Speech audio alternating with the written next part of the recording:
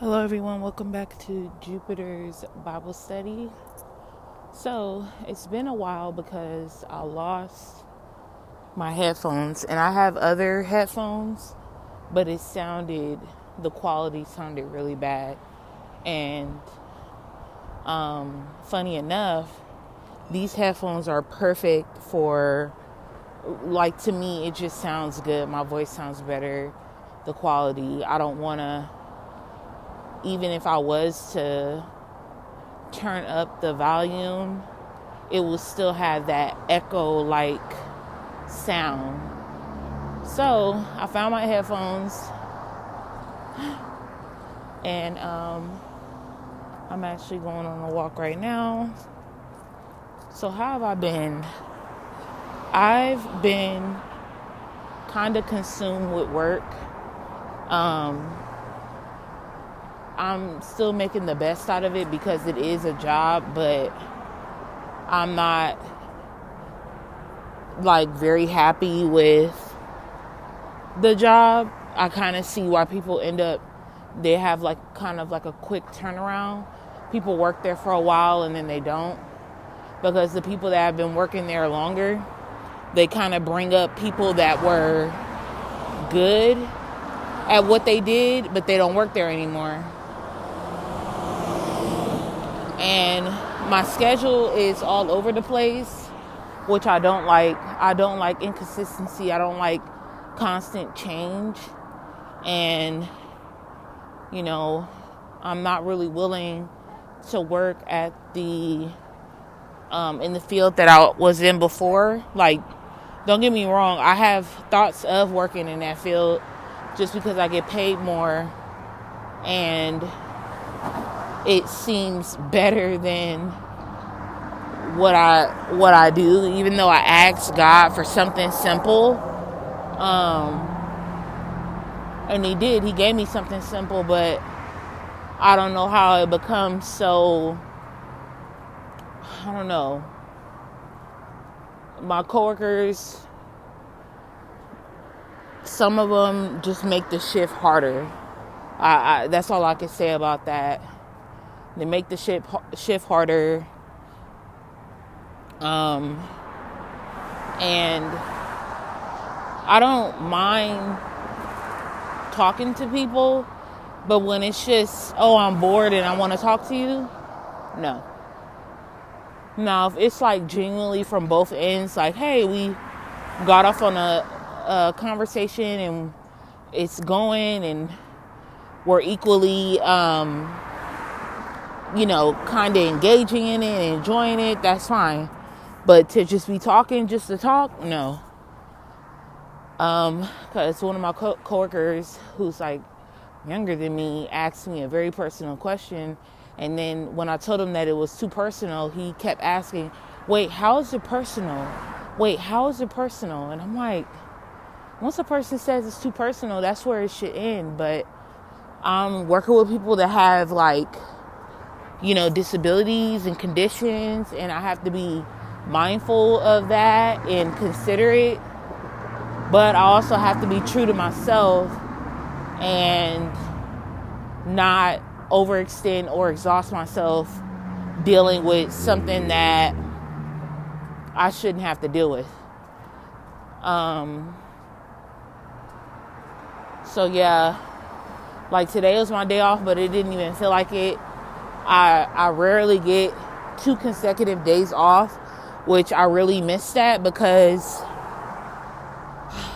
I enjoyed just having 2 days where I didn't have to worry about going into work.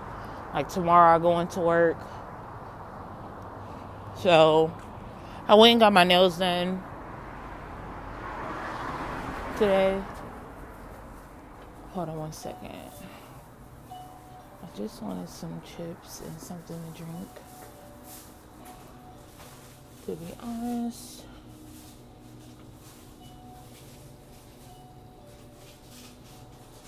I don't know if I want it. Ooh, they have Mr. Pibb. I don't know if you guys ever tasted Mr. Pibb, but it is so good. It's delicious. And I like getting the mini bags of chips because it's like more variety. I'm not gonna eat 4 packs of chips though. That's like excessive. Even if I want like another bag of chips. Oh, but yeah, I'll get like some. Cause I was gonna get Oreo. No, I'll get coconut. Like the Mexican ice cream. That. I'll just pay for this, and then I have like a $5 winning ticket. I just wanted that same one. I don't know if you want to do that first. Hold on. So this is $5. If I can get the same one plus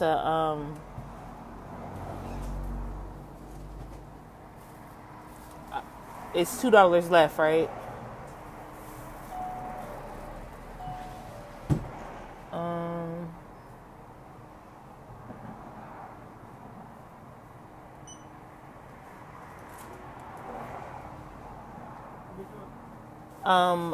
Is that like a, I don't know, a bingo one?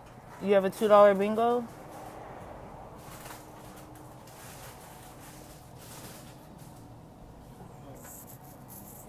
No? Okay, you could just give me, I don't know, 52.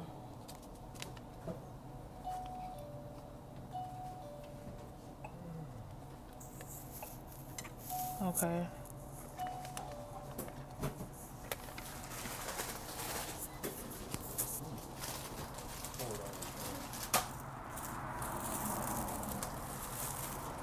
Okay, thank you.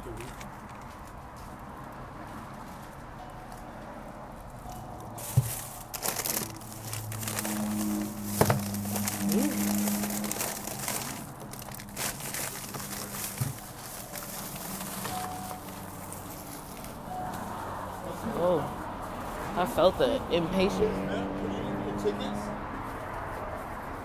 Are those yours? Oh, yeah. Thanks. No, you win. I don't know. That was weird. I can't stand when people keep heeing and hawing behind me. It's like, oh, am I going slow? I don't know. But I guess I left the tickets. I'm probably gonna have to cut this out anyway. But I don't know. What I never wanted was for me to feel so consumed with work, and I have to start getting up in the morning so that I can at least walk, do something else besides going to work and then coming back from work. Like, I don't want work, even if I'm there however many hours, I don't want work to be the center of everything, of my everyday.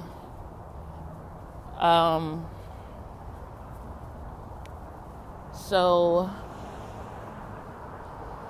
I have been reading I read the Bible like 2 nights in a row, I believe.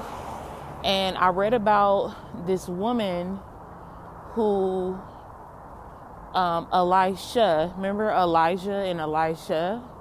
When Elijah was, he was drawn up by a horse and carriage on fire, while he was with Elisha, and Elijah just wouldn't accept the fact that Elijah would no longer be with him anymore, even though God sent other people to let him know, hey, do you know that Elijah will be taken up today? And he was like, be quiet. He said that like 2-3 times. But so now it's Elisha, right? Because Elijah has been taken up. He comes across a woman who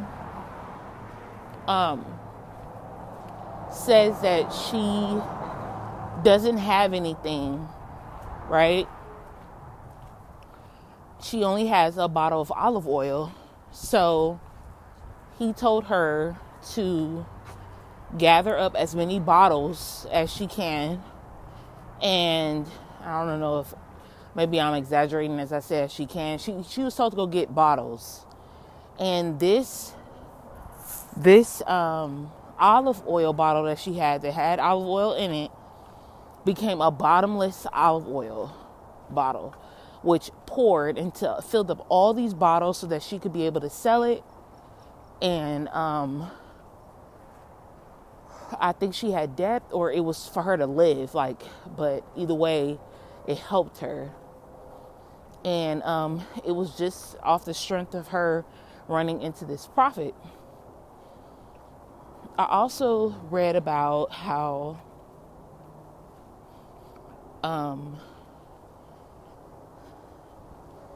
a man was cured of leprosy. I hope that I'm saying it right, but he was cured of it. He was told to go to a certain river and to dip himself in it a number of times, but he said that it was better rivers that he could dip himself in. Why this specific river? And so he got mad. And so he was told again to do it, and he ended up doing it, and he was cured of leprosy. But I guess the moral of the story is that when we ask for stuff from God, right, he may not give it to us. But when he tells us to do certain things that doesn't make sense to us, we either think it's not true or we don't want to do it. So I guess that will be a good excuse for God to not always grant our requests. Because when we're told to do something, we don't want to do it. We don't believe it. And now that I think about it, how could he tell the difference between a better river or a lake or a Nile? Not a lake, but a better body of water than another. That's the question that I have, because I mean, does it look better? Is its quality of water better? How would that be determined back then? It seemed as though he didn't believe it, so he came up with an excuse in his mind as to why it probably wouldn't work out for him. He would not be cured. It is really windy today. It's causing my eyes to water. But yeah, that's an interesting story. Those two stories. I mean, I wish things were like that now. Not to say that other people haven't experienced those sorts of miracles, but I wish that I could experience a miracle where I could do what I want to do, creatively,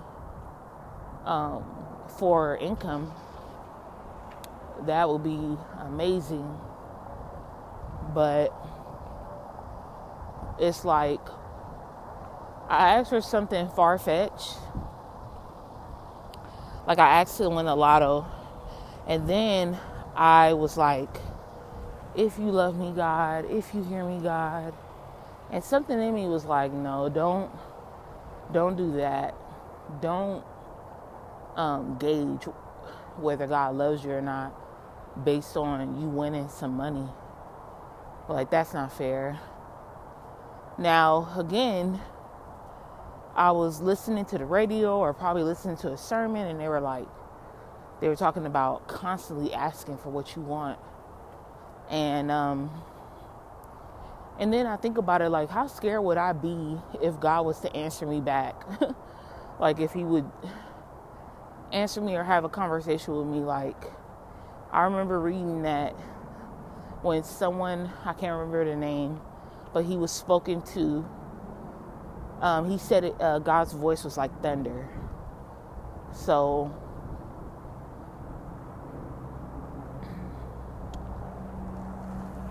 I don't want to be scared, and maybe he knows that I will be. So, but those are the two stories. I also read about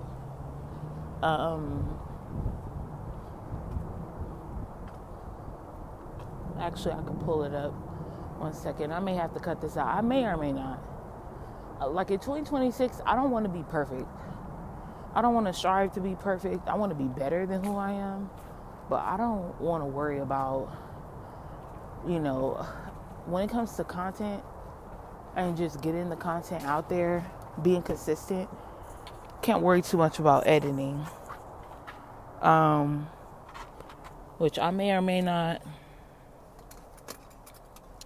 Cause I got some scratchers for a family member. I don't know if I'm gonna edit that out or not. So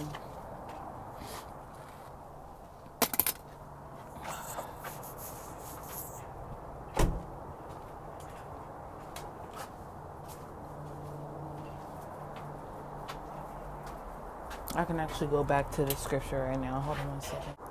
Just a side note, I am having those days where I don't want to go to work. I'm just like, I don't feel like going to work. Well, I go anyway. Alright, let's see.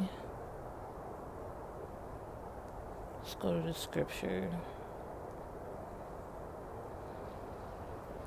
So then, okay, this is dang. I lost where I was because when I go to church and they say, turn to this text, I go to my phone. I don't know why I do that because they have it on the screen, like the projector.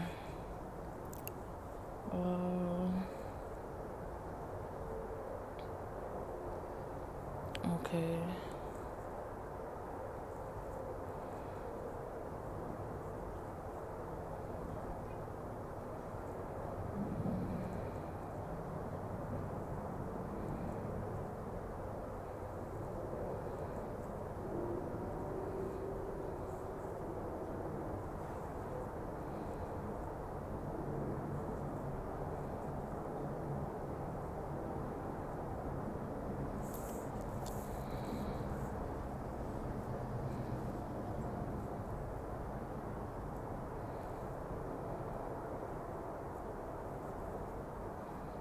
This is, I don't think I read this. I'm in 2 Kings chapter 7, but I don't think I read this. I read the first part.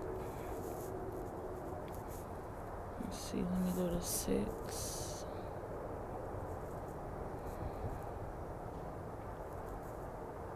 Jordan.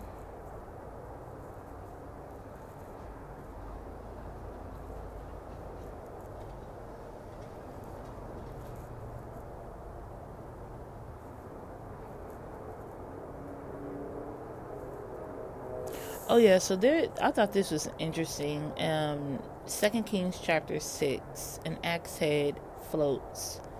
This was significant to me because it kind of just proves how blessed and how powerful the words of the prophets were in the Bible. In 2 Kings chapter 6, verse 5, or let's say verse 3. Then one of them said, "Won't you please come with your servants?" "I will," Elisha replied, and he went with them. They went to the Jordan and began to cut down trees. As one of them was cutting down a tree, an iron axe head fell into the water. "Oh, my Lord," he cried out, "it was borrowed." The man of God asked, "Where did it fall?" Then he showed him the place. Elisha cut a stick and threw it there and made the iron float. "Lift it out," he said. Then the man reached out his hand and took it. Now, this is supposed to be heavy. It's not supposed to actually float. But with the power that God has blessed Elijah, the prophet, with, something as simple as making an axe head weightless, so that it is floating, retrieved by someone that says simply, "Oh, it was borrowed." I wish things were that simple today, as far as I wish that those that were and I won't say those that are responsible enough with power like this in their word, being a prophet, because God didn't just he doesn't just bless those that are perfect or those that are super righteous, or he blesses those that probably often think that they don't deserve it, right? So I think I read on, because this is chapter 6, and I got to chapter 7.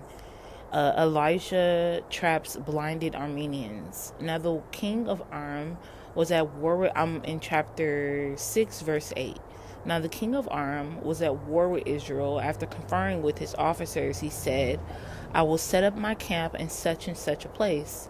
The man of God sent word to the king of Israel, beware of passing that place, because the Armenians are going down there. So the king of Israel checked on the place indicated by the man of God. Time and again, Elisha warned the king so that he was on his guard in such places. This enraged the king of Aram. He summoned his officers and demanded of them, tell me which one of us is on the side of the king of Israel. So I know that God has blessed me, because I've been asking God, please bless me with understanding of the word. It's something as simple as in chapter 6 verse 11, where it says, tell me which of us is on the side of the king of Israel. I wouldn't have understood that before, but now I do, and I know God has blessed me with understanding of the word, because he doesn't know that this prophet is getting direct heads ups from God to aid the king of Israel. He thinks that the king of Aram believes that one of his officers is telling the king of Israel, giving him a heads up as to where to not go to avoid him. And in chapter 2 King chapter 6 verse 12, none of us, my lord the king, said one of the officers, but Elisha the prophet who is in Israel tells the king of Israel the very words you speak in your bedroom, which is a lie. But I guess that for them, that's how they see it, that Elijah is so connected to God, or is so blessed with prophecy as a prophet, that he knows the conversations of the king of Aram, even in his bedroom.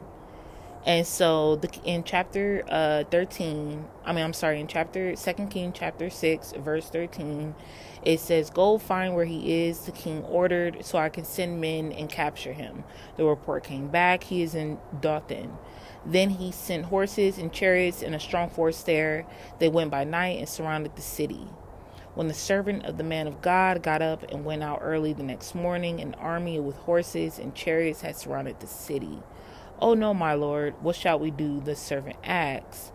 Don't be afraid, the prophet answered. Those who are with us are more than those who are with them. Now that's like trouble in the water. For me, that's profound, because I believe Elisha is saying that you don't see that there are more people that are with us, which is like angels, protection, and without him even saying it, then it is those coming against him, Elijah. And so I read that again, 2 King chapter 6 verse 16. Don't be afraid, the prophet answered. Those who are with us are more than those who are with them. And Elijah prayed, open his eyes, Lord, so that he may see. Then the Lord opened the servant's eyes, and he looked and saw the hills full of horses and chariots of fire all around Elijah. Now, interestingly, I had mentioned earlier, right? That Elijah and Elijah were together. They traveled together. He was not a prophet. Elijah was.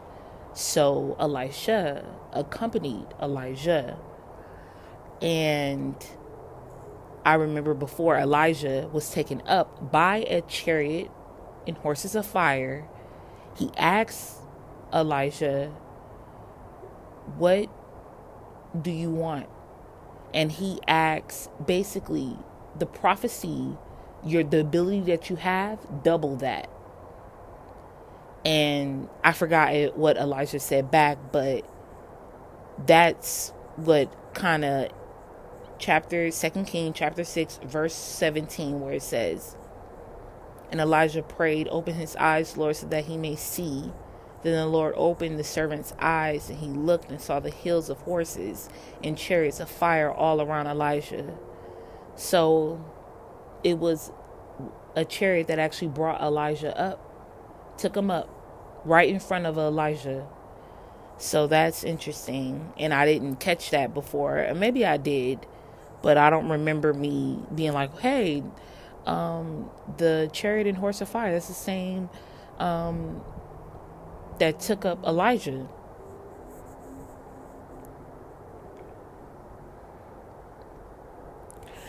Another thing that I noticed, and I'll continue, 2 King chapter 6 verse 18, "And the enemy came down toward him. Elijah prayed to the Lord, strike this army with blindness. So he struck them with blindness as Elijah had asked." Elijah told them, "This is not the road and this is not the city. Follow me and I will lead you to the man you are looking for." And he led them to Samaria. I don't think I caught this before. That because they're blind, they don't even know that the person that they're looking for is the one leading them. So that's interesting. After they entered the city, Elijah said, "Lord, open the eyes of these men so that they can see." So imagine the type of power God has given you, where you could make an army blind and then make them see. That's like, wow. Like that. And you know how they say words have power? Truly, words have power. And I guess what I take from this is just to be uplifting with my words, even when I'm frustrated, because I had this situation with my coworker. He almost closed a hot oven door on me, and he didn't stop what he was doing when he did it. So I had to tell him, like, hey, the oven door, and I had to say it with more urgency and frustration, because he hadn't stopped. He just kept going. And he ended up asking me, "Hey, did I do something to you?" And I told him, I said, "No, it's a hazard. It has nothing to do with, it's not personal. But I'm going to let you know if you're doing something that could potentially hurt me." And then I was told later on, like, hey, he has a condition. And I get that, but I'm going to protect myself. I'm not going to just let it happen just because somebody has a condition and they can't help themselves, to scrunch into a corner and to push in the hot oven door towards my face, while I'm handling hot food with gloves. And so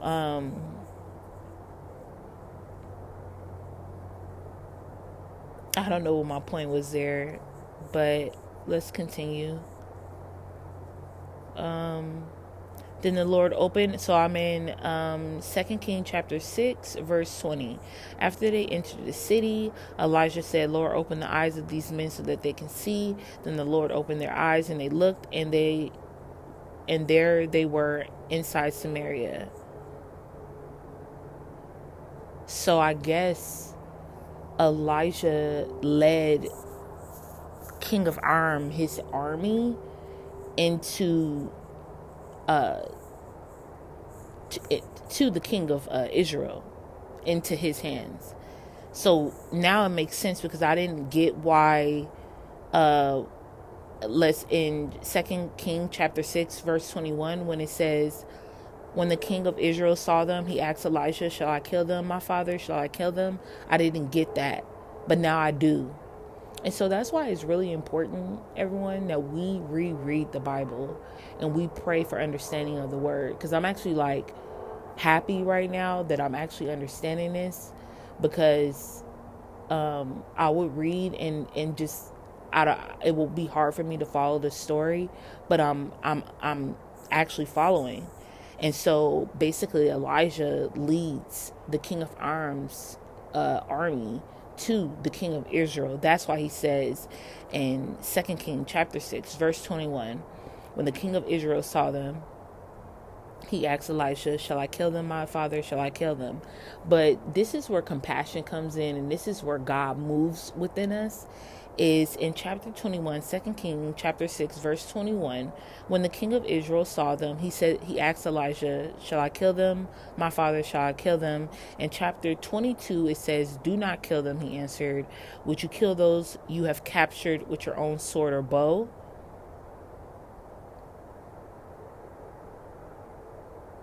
Set food and water before them so that they may eat and drink and then go back to their master. Now, chapter 22 is interesting because I didn't, even now I'm like, I feel like I kind of understand. It says, would you kill those you have captured with your own sword or bow? And I think maybe it's saying like, God can handle anything. We don't need to be the ones, unless he tells us, we don't need to be the ones to give out punishment, to take lives. And maybe it's because God is working so much in this situation that no, you don't need to do that yourself. If God deems it so, he will make it happen in his own way. So in chapter 22, it says again, would you kill those who have captured with your own sword or bow? With your own sword or bow. Set food and water before them so that they may eat and drink and then go back to their master. So that's like benevolence right there. God is teaching the king of Israel to have benevolence, be a benevolent king, to set food and water before them so that they may eat and drink and then go back to their master. The fact that, their lives could have been taken, but God told the king of Israel to do this, basically to have compassion, to return them to where they come from, because maybe it's not their fault. They're in an army, they're being given orders. So, and maybe they're good men, and what do armies do? Armies, they take orders from the king, commanders, their higher ups. And so, maybe it was that. But what's interesting is it says in verse 23, so he prepared a great feast for them, and after they had finished eating and drinking, he sent them away, and they returned to their master. So the bands from Aram stopped raiding Israel's territory. So maybe that great, because he did a great feast for them. So he showed them not only just, okay, we're going to slide some food and water in front of them, in front of a fire. No, he put on a feast for them. He didn't have to, but he was directed to do that from Elijah. God directed Elijah. So God worked through Elijah and sent that word to the king of Israel. He was obedient. He actually went a step further, because he said to just set food and water in front of them. But the king of Israel took it a step further and said, you know what, I'm going to throw a great feast for them. So that just goes to show that, like, when we're told to do something, if we go beyond that I'm pretty sure God is grateful for. He's grateful, and he is proud of us when we are able to go a step further. He told, the king of Israel was told to feed them, give them something to drink, and send them on their way. He gave them a feast and sent them on their way. And usually probably what entails with the feast, it's not just food and water, it's all types of foods, it's wine, it's water, it's entertainment, right? So even though I asked God, please help me win the lotto, because I just wanted my life to change. Like, I want to do so much good. God blessed me to find these earphones, which I was really bummed out, and I didn't know where they were. And I found them.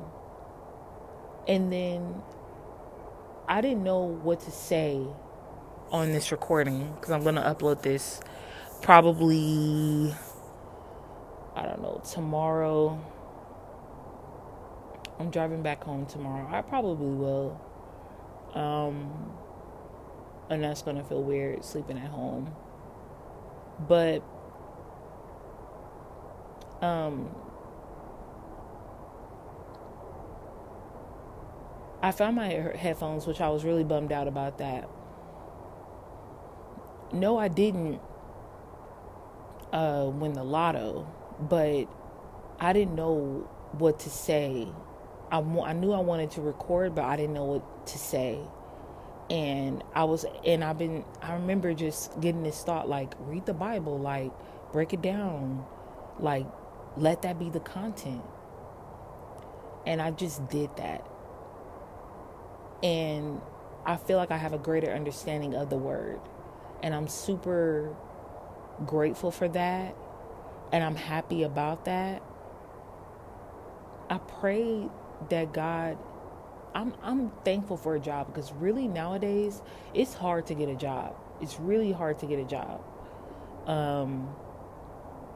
And it's paying more in the field that I was in, but I want to take care of my mental health, and so I cannot go venture back into that field again. And so, and I want this YouTube page to be successful. Like, I want to draw people to it. I want them to get something out of it. I want them to subscribe, and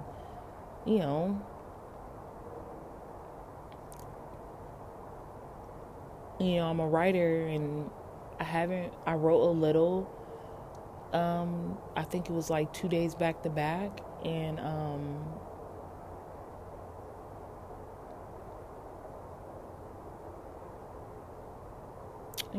it's just about being thankful for what you do have.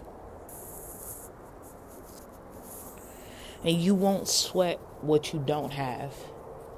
Being super grateful and thankful that God has blessed you with something, the smallest thing.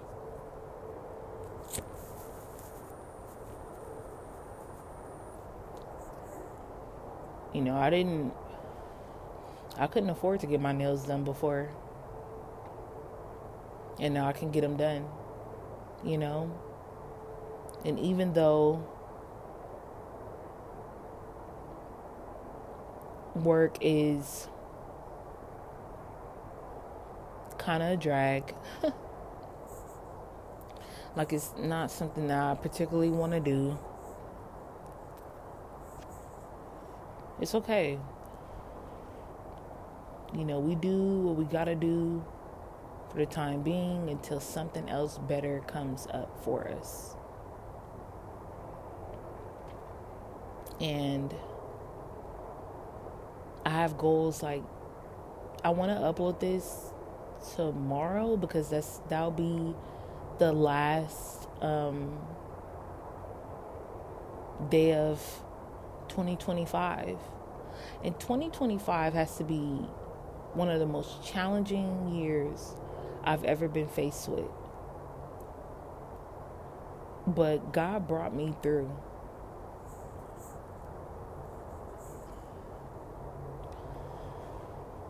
Can you believe there was a point in my life I wasn't even talking as fluently as I am now?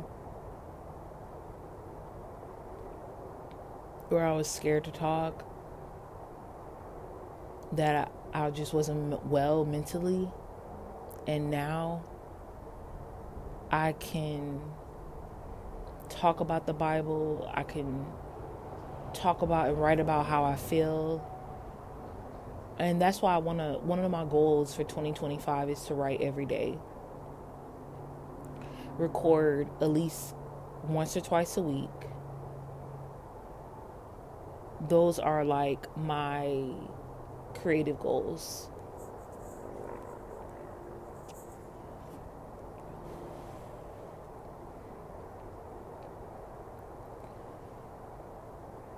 And I wrote a lot at one point, and it has slowed down tremendously, and it does make me a little sad. A lot has changed in my life, but you know, the one thing that has remained consistent is God. God has remained consistent. And even though I did not win the lotto, I had so many plans to do good with that. I found my headphones. I was able to get a better understanding of the word. And God has blessed me with a better understanding of the word. And that in itself is a gift. So I encourage everyone to just be thankful for what you do have. Yeah, we may want more. We may even question, like, why do we have as little as we have? But being grateful for what you have is important, because you can bask in that and you can revel. You could just be happy with that, you know? And so I'm wishing everyone a happy new year. I aim to do better, get more audio recordings out there more often so that I can build my channel. And and number one, build my relationship with God. That's important to me. And so be blessed and be a blessing. Have an amazing week. Be safe, and I'll see you in the next one.